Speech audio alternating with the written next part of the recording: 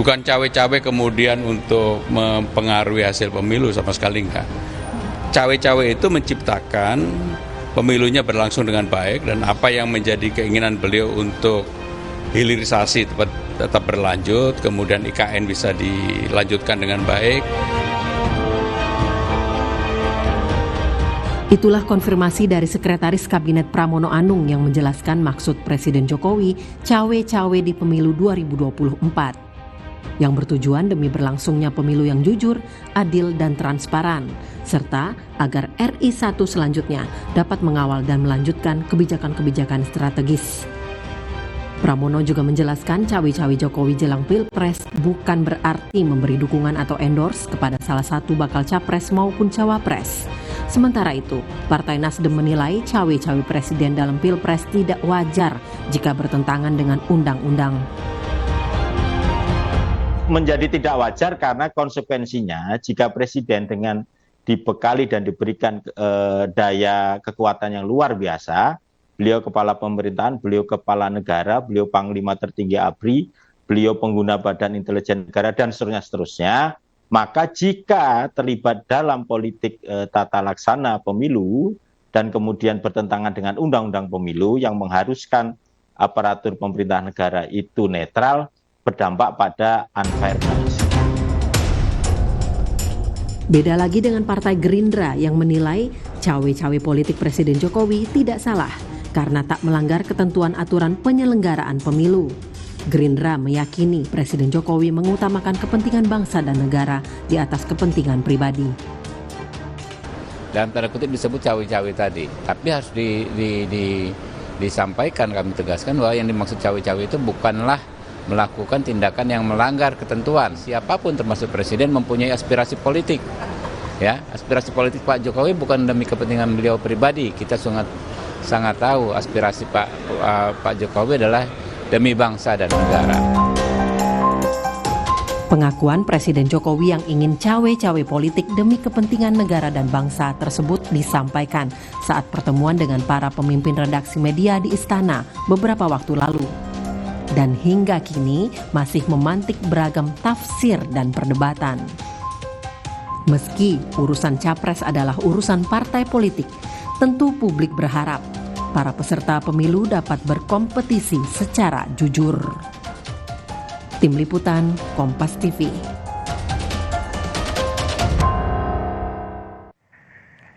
Ya, saudara, pengakuan Presiden Joko Widodo di depan para pemimpin redaksi media nasional baru-baru ini kembali menuai pro dan kontra. Partai Nasdem menilai cawe-cawe dari Presiden bisa menjadi tidak wajar, sementara Partai Gerindra menilai cawe-cawe Presiden Jokowi adalah demi kepentingan bangsa dan negara, seperti disampaikan langsung oleh Presiden Jokowi dalam pertemuan tersebut. Lalu, pihak Istana juga menyebut cawe-cawe Presiden Jokowi justru bermakna positif, yakni demi pemilu 2024 yang harus berjalan jujur, aman, dan transparan. Apakah ada makna lain dari cawe-cawe Presiden Jokowi yang disampaikannya tampaknya dipilih secara khusus di depan para pemimpin media? Kami segera bahas bersama Direktur Eksekutif Indikator Politik Indonesia yang juga analis politik Burhanuddin Muhtadi. Mas Burhan, selamat pagi. Pagi, Mas. Oke, suaranya dan gambarnya sudah jelas. Mas Burhan nanti akan menyusul masing-masing dari PKS dan PDI Perjuangan, sudah berjanji tetapi masih terus kita hubungi. Sementara ini kita ngobrol berdua dulu untuk menambah wawasan bagi pemirsa Kompas TV, terutama Sapa Indonesia Pagi. Mas Burhan, gestur apa nih dari Presiden Jokowi? Disampaikannya di depan pertemuan dengan pemimpin media nasional. Beberapa teman dari media mengatakan cukup intens Presiden menyebut soal cawe-cawe ini. Anda melihat ini memang ingin dia tegaskan karena terganggu juga mungkin Presiden Jokowi dengan cawe-cawe nggak boleh apa dan segala macam. Menurut Anda, Mas Burhan? Ya, saya tidak tahu persis ya bagaimana konteks keluarnya pernyataan cawe-cawe dari Presiden Jokowi ketika bertemu dengan pimpinan media nasional. Karena menurut saya penting untuk mengetahui konteks mengapa pernyataan tersebut disampaikan oleh Presiden Jokowi dalam pertemuan dengan Pemret ya. Karena menurut saya begini, pernyataan tersebut keluar dari Presiden Jokowi, artinya Presiden Jokowi merasa penting untuk mengklarifikasi. Apalagi tuduhan terkait dengan cawe-cawe kan muncul dari tokoh-tokoh nasional, termasuk dari mantan wakil Presiden Pak Jokowi sendiri di periode pertama, yaitu Pak Yusuf Kala. Jadi memang ada kesan Presiden Jokowi terganggu dengan tuduhan cawe-cawe, apalagi disampaikan oleh banyak tokoh. Nah, kemudian muncul statement untuk mengklarifikasi cawe-cawe yang dia maksud apa. Cuma klarifikasi yang muncul di pertemuan tersebut itu tidak menyelesaikan masalah. Iya, khususnya karena saya memang cawe-cawe kira-kira begitu, tetapi untuk kepentingan negara itu nggak jelas itu yang gitu. Saya sebut tidak menyelesaikan masalah. Karena cawe-cawe dalam diskusi atau diskursus mengenai topik ini itu konotasinya negatif. Jadi kalau kemudian dibantah dengan menggunakan kata-kata cawe-cawe yang punya konotasi negatif, maka pernyataan presiden tersebut justru malah memicu kontroversi seperti yang kita diskusikan hari ini. Alih-alih menyelesaikan kontroversi mengenai cawe-cawe yang sebelumnya ditiupkan oleh beberapa tokoh nasional maupun lawan-lawan politiknya, pernyataan Presiden Jokowi yang mengatakan cawe-cawe demi bangsa tersebut itu kemudian malah menimbulkan polemik lebih jauh. Ada tuduhan seolah-olah Presiden Jokowi itu mengkonfirmasi atau mengakui bahwa selama ini ada cawe-cawe.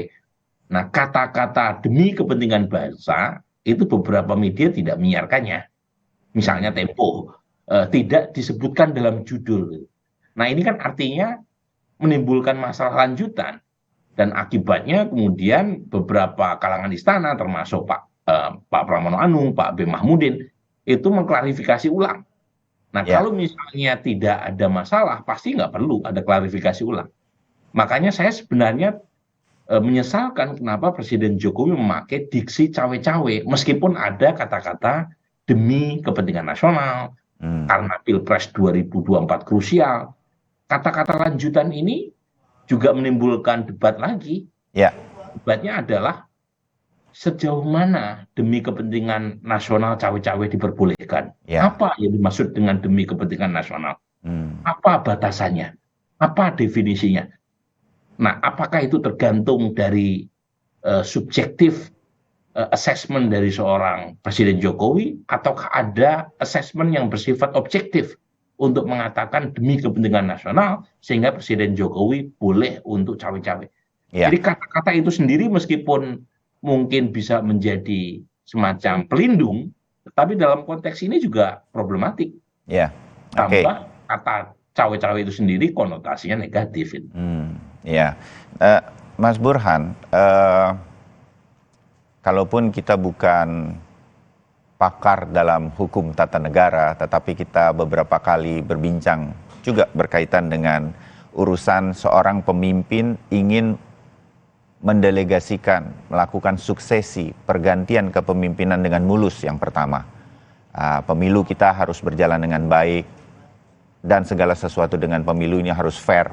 Kira-kira kan begitu. Dan siapa, ini yang ditekankan Pak Jokowi kalau saya membaca dalam literasi media, secara online, cetak harian Kompas juga membahasnya. Poin dari Presiden Jokowi adalah pemimpin ke depan harus mampu meneruskan atau memanfaatkan situasi 13 tahun ke depan sampai masa emas Indonesia. Kalau enggak, Indonesia akan jadi negara berkembang terus, tidak meloncat menjadi negara maju. Nah, disinilah Presiden Jokowi merasa ingin bahwa penerusnya nanti adalah orang yang mampu memanfaatkan momen emas tersebut. Kalau di titik ini, seorang pemimpin suksesinya ingin jalan, kita pakai kata cawe-cawe supaya gampang saja, karena inilah yang diteruskan gitu ya. Tapi saya setuju dengan Anda bahwa cawe-cawe ini konotasinya jadi berbeda begitu. Nah, kan pemimpin selalu sebetulnya punya keinginan tersebut. Kepala sekolah saja kepingin kepala sekolah berikutnya juga mampu melanjutkan hal-hal yang baik yang sudah dilakukan. Sejauh mana ini sebetulnya boleh dan tidak boleh menurut Mas Burhan? Mas Burhan. Ya, pertama begini ya, saya ingin pemirsa mengetahui lebih dalam konteks mengapa Presiden Jokowi itu terkesan punya intensi untuk turut menentukan penerus 2024, penerus beliau di suksesi tahun depan. Nah, tapi persis yang Mas Bayu sampaikan, jadi ada kesan bahwa Presiden Jokowi menganggap penting Pilpres 2024 karena 13 tahun ke depan Indonesia itu masih mengalami bonus demografi. Jadi ada momentum emas, ada golden momentum berkaitan dengan bonus demografi yang akan selesai di 13 tahun yang akan datang. Kalau misalnya kepemimpinan nasional tidak mampu memaksimalkan bonus demografi yang tinggal 13 tahun, dikhawatirkan Indonesia mengalami middle income trap. Jadi jebakan negara kelas menengah, negara menengah, dan akibatnya Indonesia gagal naik kelas sebagai negara maju. Dan pemimpin jadi penting. Nah, sampai pada titik ini itu oke menurut saya. Penting untuk memberikan semacam petuah atau nasihat kepada elit maupun kepada publik betapa pentingnya regenerasi kepemimpinan nasional. Nah, pada titik ini pula kalau kemudian Presiden Jokowi memberi semacam gesture atau statement atau kode atau sinyal yang seolah-olah untuk memanfaatkan golden momentum, keberlanjutan program legacy yang dia sudah jalin selama 10 tahun terakhir, 9 tahun terakhir tepatnya, ya, itu mungkin ada 1-2 nama yang dianggap lebih tepat. Kan kita lihat ya, itu yang muncul kan kalau nggak Prabowo, Ganjar ya, yang dianggap lebih preferable menurut Jokowi terkait dengan agenda keberlanjutan dan memanfaatkan golden momentum tadi. Betul. Yes, itu udah kebaca kali. Karena berapa kali Presiden Ini Jokowi, fakta yang bisa kita lihat kasat mata soalnya, ya kan? betul, termasuk di Tenteng sana kemari itu ya. Program atau dalam kunjungan kerja, termasuk Pak Prabowo harus ikut nanam bakau gitu ya. Kemudian Ganjar Pranowo juga harus muter-muter menemani Pak Jokowi, kan ada banyak indikasi. Nah, ketika kemudian Presiden Jokowi mengatakan, ya saya melakukan cawe-cawe, ya saya tidak netral demi kepentingan bangsa, itu publik langsung memutar memori mereka berkaitan dengan gesture-gesture atau kode-kode tadi.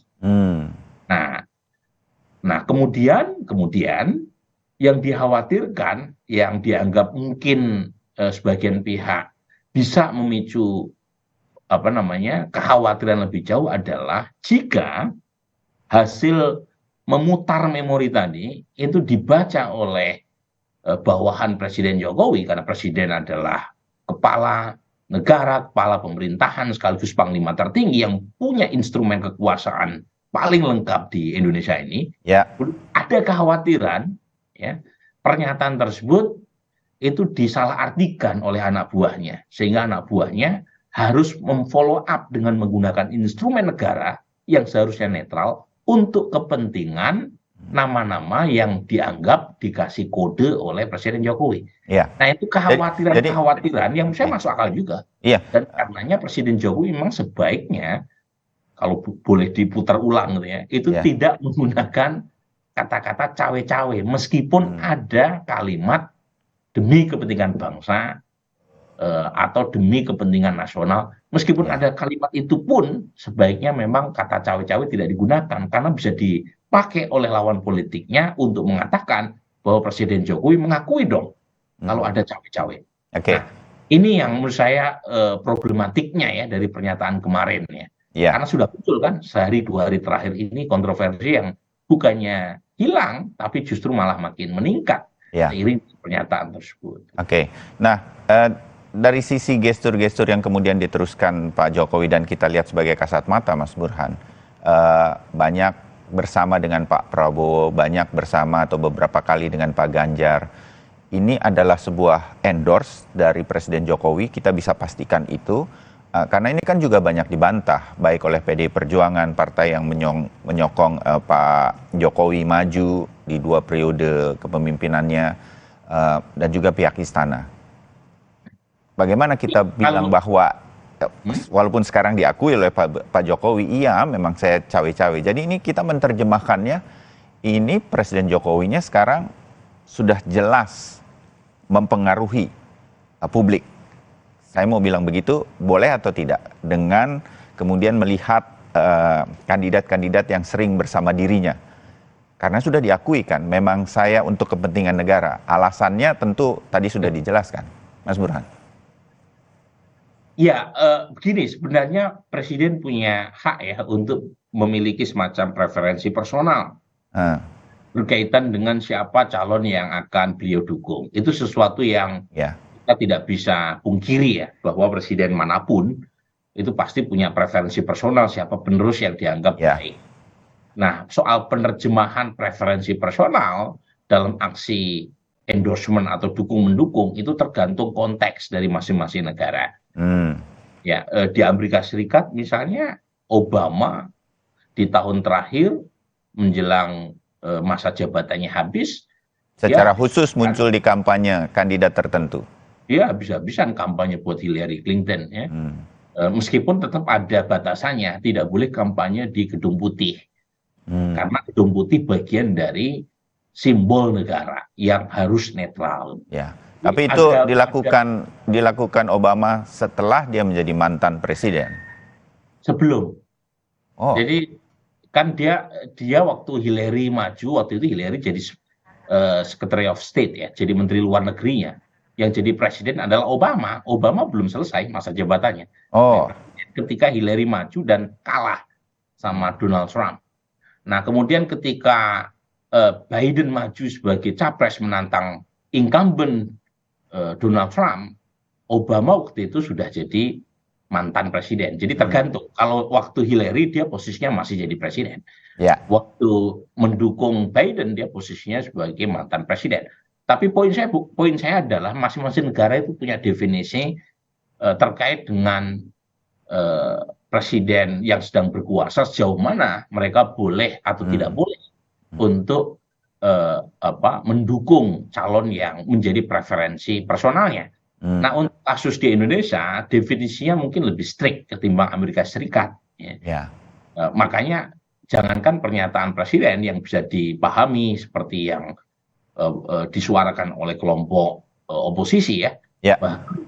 Menggunakan misalnya Istana Negara seperti dalam pertemuan 6 pimpinan partai politik umum partai pendukung Pak Jokowi pun itu juga memantik kontroversi kan. Tapi poin saya kalau tadi ditanyakan apakah betul ya pernyataan presiden ini atau gesture selama ini itu terindikasi presiden mendukung 1-2 nama, ya memang orang awam sekalipun bisa membaca tersebut tanpa harus diakui ada cawe-cawe sekalipun. Itu presiden di mata orang awam, karena kebetulan saya tanya sana sini ya, bagaimana mereka melihat Presiden Jokowi jelang 2024, mereka bisa menebak dengan sangat baik bahwa Presiden Jokowi mendukung Prabowo, Presiden Jokowi memberi angin kepada Ganjar Pranowo, mereka bisa. Alasannya tadi ada banyak momentum di mana Presiden Jokowi memberi semacam gesture kepada publik bahwa calon idolanya atau calon favoritnya itu ya 2 nama ini. Misalnya Pak Prabowo harus menanam bakau gitu ya. Padahal kita tahu mungkin nggak ada kaitan secara langsung antara penanaman bakau dengan portofolio beliau sebagai Menteri Pertahanan. Nah, itu publik bisa merekam bahwa memang Presiden Jokowi punya semacam calon favorit ya. Nah, kalau kemudian ditambahkan dengan kata-kata ya saya tidak netral, ya saya cawe-cawe, itu dikaitkan dengan endorsement atau kode-kode ini. Nah, itu yang saya bilang mungkin pernyataan tersebut politically incorrect. Ya, lebih baik ya nggak usah disampaikan daripada menimbulkan tafsir yang tidak perlu. Bahwa mungkin presiden punya maksud tersendiri, cawe-cawe yang dianggap itu tidak melanggar batas, dia tidak mempengaruhi hasil pemilu dan seterusnya. Tetapi lawan politik bisa merasa punya amunisi untuk mengatakan kami dipersulit untuk menyukseskan capres yang kami usung, atau kami merasa tidak diperlakukan secara fair karena ada pengakuan cawe-cawe. Ya. Meskipun cawe-cawe yang disampaikan Presiden Jokowi ada komanya kan, Betul. tapi klausul komanya itu dugaan saya tidak akan disampaikan Iya. oleh mereka yang mengkritik ya, Ya. atau oleh mereka yang merasa dirugikan karena calonnya tidak mendapatkan endorsement Presiden Jokowi misalnya. Ya. Oke, catatan menarik dari Mas Burhan.